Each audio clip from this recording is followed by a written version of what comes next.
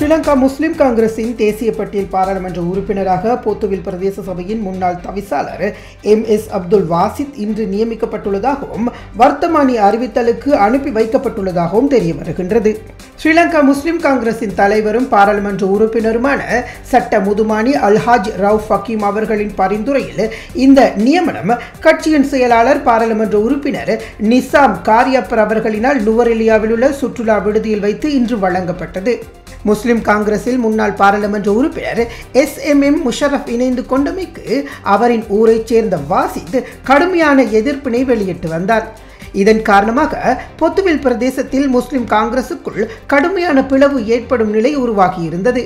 இதனை தவிர்க்கும் வகையில் முன்னாள் நாடாளுமன்ற உறுப்பினர் முஷரஃபை பொத்துவில் பிரதேச சபையின் தவிசாளராக்குவதற்கு ஆதரவளித்த முஸ்லிம் காங்கிரஸ் வாசித்துக்கு முஸ்லிம் காங்கிரசின் தேசிய பட்டியல் நாடாளுமன்ற உறுப்பினர் பதவியை வழங்குவதாக கட்சியின் தலைவர் ரவுஃப் ஹக்கீம் வாக்குறுதி அளித்திருந்தார்.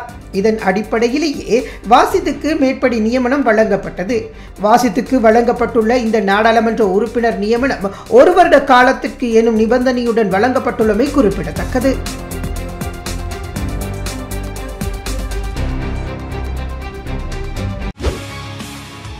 செய்திகளை உடனுக்குடன் தெரிந்து கொள்ள உடனே சப்ஸ்கிரைப் பண்ணுங்க.